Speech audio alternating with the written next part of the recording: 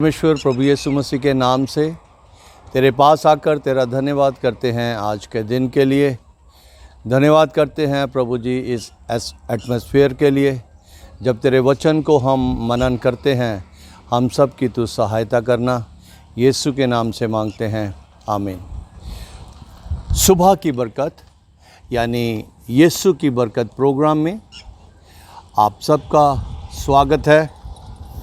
मैं प्रभु का बहुत धन्यवाद करता हूँ। जिस रीति से पौलुस रसूल धन्यवाद करता है, उस रीति से मैं धन्यवाद करता हूँ इस जगह के लिए जहाँ से ये वचन हर रोज़ आप लोगों के घरों तक पहुँचता है, आपके व्यक्तिगत जीवन में पहुँचता है। आज हम रोमियो की पत्री उसका पहला अध्याय उसके 8 वचन को पढ़ेंगे। जो इस पैराग्राफ का जो शीर्षक है वो ये है कि धन्यवाद की प्रार्थना। पौलुस रसूल इस बात को प्रकट कर रहा है और धन्यवाद कर रहा है कि वे किस कारण से आनंदित है, वे किस कारण से परमेश्वर का धन्यवाद करने के लिए मजबूर है।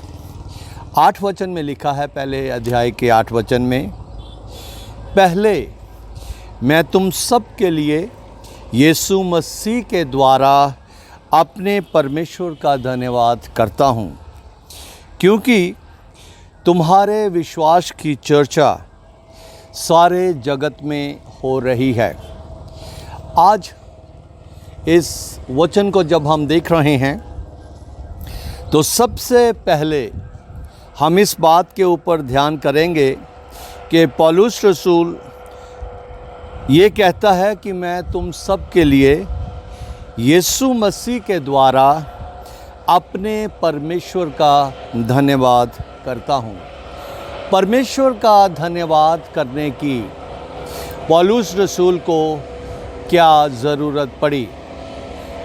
पौलुस रसूल इस बात को बहुत अच्छे तरीके से जानता है कि यीशु का अगर इस संसार में आना हुआ है तो वो केवल और केवल परमेश्वर के अनुग्रह से, परमेश्वर के प्रेम के कारण ही हुआ है।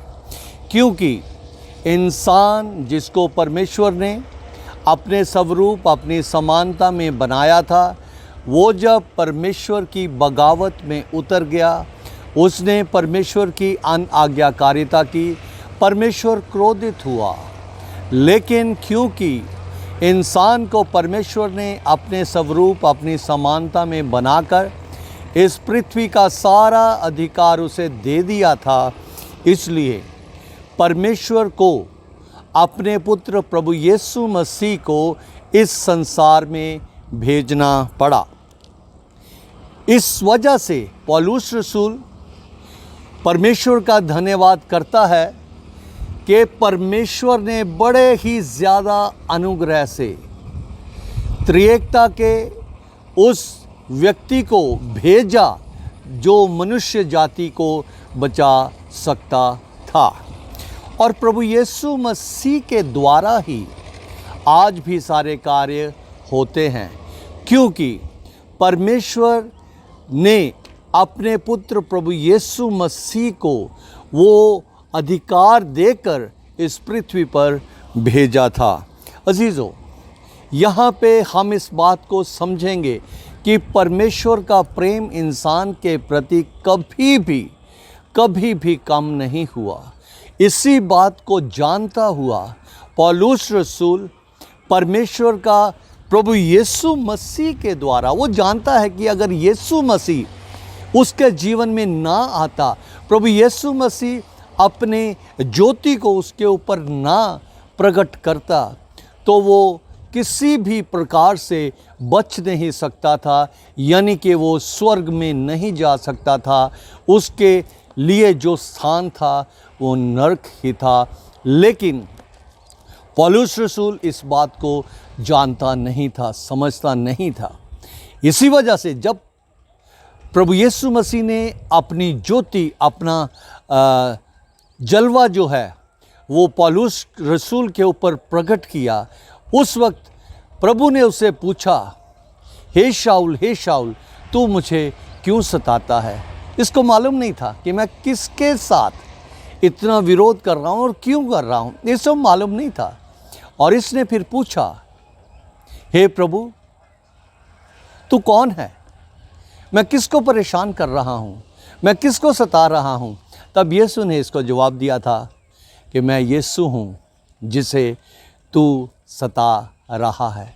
और उसी वक्त जब प्रभु की ज्योति से इसको दिखना बंद हो गया, क्योंकि ये इसकी आंखें और प्रभु की रोशनी जो दोनों हैं वो एक ही स्तर पे नहीं थी, उस वक्त प्रभु यीशु मसीह ने इसके अंधकार का जो हल था वो किया। इसकी आँखों के ऊपर जो अंधकार आ गया था उसको दूर करने का प्रभु यीशु मसीह ने समाधान किया। और उस वक्त हनन्याह को ये बोला कि तू जाकर इसके लिए प्रार्थना कर। वो डरता था, वो कह रहा था कि प्रभु उसकी चर्चा तो हर एक जगह फैली हुई है कि वो तेरे लोगों को परेशान करता है, वो तेरे लोगों को सताता है। लेकिन उस वक्त प्रभु यीशु मसीह ने हनन्याह को इस बात को कहा कि वो अन्य जातियों में एक बहुत बड़ा पिलर होगा, इसलिए तू जा। और यहाँ हम धन्यवाद के बाद देखते हैं कि पौलुस रसूल क्या कहता है। पौलुस रसूल इस बात को कह रहा है, क्योंकि तुम्हारे विश्वास की चर्चा सारे जगत में हो रही है। उन लोगों की, उस समय के लोगों की जो चर्चा है वो उनकी अपनी चर्चा नहीं, उनके विश्वास की चर्चा जो है वो सारे जगत में हो रही है। हम बाइबल में पढ़ते हैं कि उस समय चेलों के बारे में ये अधिकारियों ने कहा कि जब से ये लोग इस इलाके में आए हैं इन्होंने सब कुछ उल्टा पुल्टा कर दिया है, तुम लोगों से तो कुछ भी बन नहीं पाता। अजीज़ों, उस विश्वास के लिए पौलुस रसूल जो है वो परमेश्वर का धन्यवाद करता है, क्योंकि उन लोगों ने विश्वास, स्थिरता से विश्वास किया और उस विश्वास में अंत तक बने रहे। और 9वां वचन इस तरह से शुरू होता है, तुम्हारे विश्वास की चर्चा सारे जगत में हो रही है। हम लोग यीशु पर विश्वास करते हैं। हमारी चर्चा क्या हमारे परिवार में है? हमारे विश्वास की चर्चा क्या हमारे समाज में है? हमारे विश्वास की चर्चा क्या हमारे ऑफिस में है? हमारे विश्वास की चर्चा जो है क्या हमारे चर्चेस में है? अगर नहीं है तो ज़रूरत है इन दिनों में हम और ज़्यादा परमेश्वर के वचन को समझें, सुने, पढ़ें और उसके ऊपर अमल करें। अजीज़ों, यहाँ पे सारे जगत में परमेश्वर के लोगों का विश्वास जो है वो प्रकट हो रहा है। यहाँ पे हम इस बात को ध्यान करें कि हमने यीशु के विश्वास को अपने जीवन के द्वारा लोगों तक प्रकट करना है। 9 वचन इस तरह से कहता है, परमेश्वर जिसकी मैं सेवा अपने आत्मा से उसके पुत्र के सुसमाचार के विषय में करता हूँ।